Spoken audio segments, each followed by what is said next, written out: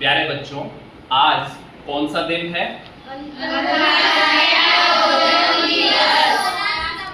अंतरराष्ट्रीय ओजोन दिवस 16 सितंबर।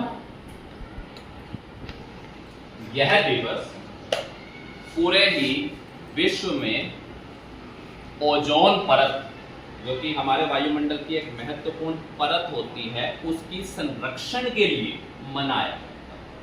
इसके लिए मनाया जाता है ओजोन परत जो है, ओजोन परत के संरक्षण के लिए मनाया जाता है। अगर इसके मैं फार्मूले की बात करूं तो जो ओजोन परत है वो 3 एटम्स ऑक्सीजन से मिलकर यह बनी हुई है। बनती कैसे है ये ओजोन परत? वायुमंडल में अगर हम बात करें तो बनती कैसे है? वायुमंडल में हमारी एक परत होती है जिसको हम बोलते हैं स्ट्रेटोस्फीयर।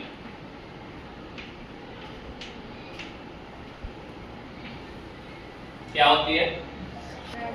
स्ट्रेटोस्फीयर। अगर हम पृथ्वी के कंटेक्स्ट में बात करें तो पृथ्वी का जो समुद्र तल है उससे 50 किलोमीटर की ऊंचाई तक फैला हुआ है स्ट्रेटोस्फीयर। उस स्ट्रेटोस्फीयर में यहां यह ओजोन की परत पाई जाती है। बनते कैसे है?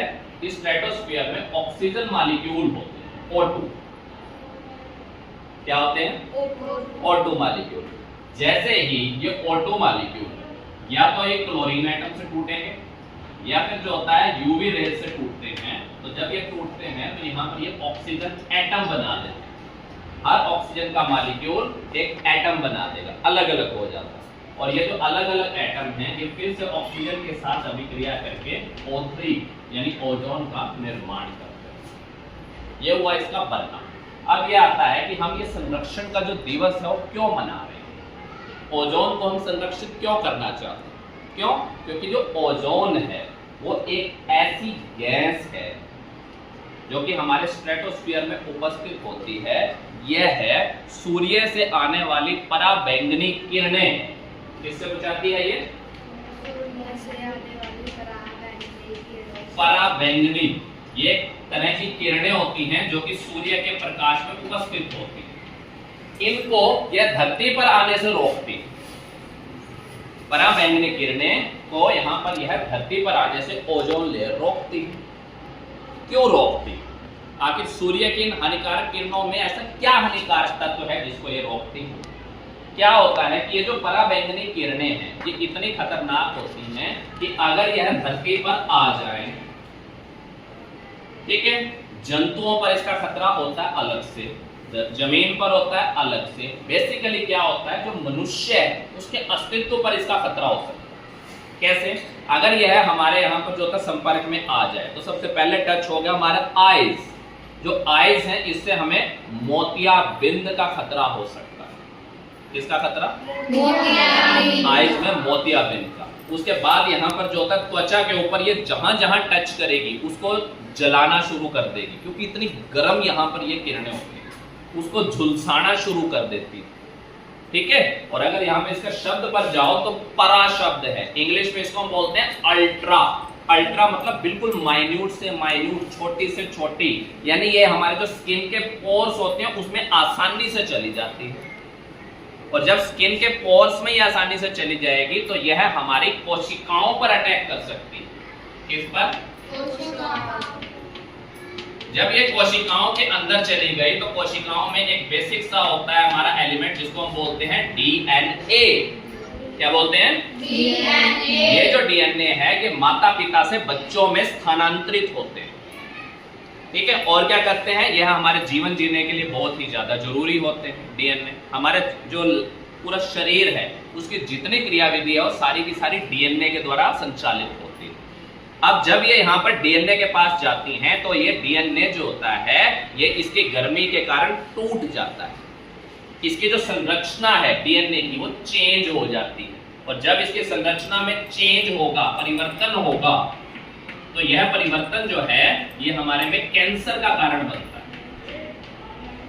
तो यह मनुष्यों में या जंतुओं में बेसिक जो कारण करती है ये स्किन के रोग फैलाती है, मोतियाबिंद फैलाती है और भी त्वचा के रोग करती है, लेकिन जो सबसे खतरनाक बीमारी फैलाती है वो है कैंसर। ठीक है, उससे यहाँ पर ये हमें किरणें फैला सकती हैं और उन किरणों से बचाने के लिए हमें ओजोन लेयर यहाँ पर जो होता है एक महत्वपूर्ण एक कवर है, जो कि हमारी स्ट्रेटोस्फीयर वायुमंडल की जो परत होती है उसमें यह हो है। ये हमारे लिए महत्वपूर्ण, हमारे लिए जरूरी है ये, ठीक है। अब ये क्वेश्चन आता है कि हम इसका संरक्षण दिवस मना रहे हैं, आखिर इसके लिए क्यों मनाया जा रहा है, ये क्यों हम इसका संरक्षण कर रहे हैं, वो तो हमने देख लिया कि आखिर हमने इसके संरक्षण के लिए करना क्या है। तो हम अगर ये देखें कि जो ओजोन लेयर है, ये जो ओजोन लेयर है यह खत्म होती है, खत्म किससे होती है, ये यहाँ पर जो होता है जब ये ओजोन लेयर है ये डेप्लीट होती है, ये खत्म हो रही है। किसके कारण खत्म हो रही है, एक तरह के केमिकल्स हैं जिसको हम बोलते हैं CFC। क्या बोलते हैं, CFC, क्लोरोफ्लोरोकार्बन। ये जो क्लोरोफ्लोरोकार्बन है ये हमारे AC से निकलते हैं, ये हमारे रेफ्रिजरेटर से निकलते हैं, ये हमारे फायर एक्सटिंग्विशर से निकलते हैं। ये सब को कुल मिलाकर 14 से 15 प्रकार की हानिकारक गैसें होती हैं जो कि वायुमंडल में ऊपर जाती हैं स्ट्रेटोस्फीयर में और एकत्रित होकर के ये यहाँ पर क्लोरीन निकालती हैं। क्या निकालती हैं, क्लोरीन, Cl2। तो ये जब क्लोरीन रिलीज करेगी, ये क्लोरीन जो है ये इस O3 पर, ये क्लोरीन इस O3 पर अटैक करता है और इसको O2 में यहाँ पर तोड़ देता है। जब ये ओजोन की परत यहाँ पर टूटेगी, इसका एक जो कवर है वो खत्म हो जाएगा। वो क्यों खत्म हुआ, क्लोरीन के कारण। क्लोरीन कैसे पैदा हुए, CFC के कारण। CFC कहां से आ रहा है, आपके AC से, आपके रेफ्रिजरेटर से, आपके फायर एक्सटिंग्विशर से। और क्या हो सकता है, आपके जो अनयूजुअल एक्टिविटीज है जैसे पेड़ों की कटिंग हो रही है या पोल्यूशन से, उससे ये बचाए, उससे यहाँ पर ये पैदा होती है क्लोरीन। ठीक, तो हम इस दिवस पर क्या करते हैं कि हमें यहाँ पर एक कसम खानी होती है कि हम जितना हो सके AC का, रेफ्रिजरेटर का या फिर फायर एक्सटिंग्विशर का तो हम कम ही इस्तेमाल करते हैं, या फिर हम पेड़ों की कटाई हो गई या पोल्यूशन हम कम से कम फैलाएं, जिससे कि ओजोन लेयर जो होता है बनी रहे। ठीक है, हम इसकी रक्षा करने के लिए क्यों इतने जुझारू हो रहे हैं, क्यों, क्योंकि इसकी ओजोन लेयर की जो परत होती है उसमें एक होल पाया गया। ठीक, उस होल के कारण ही हम सचेत हो रहे हैं और जिससे कि कैंसर की संभावनाएं ना बने, इसलिए यह ओजोन परत का संरक्षण बहुत ज्यादा जरूरी है।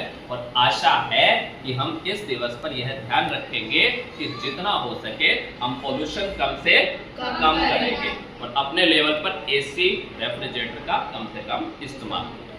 धन्यवाद।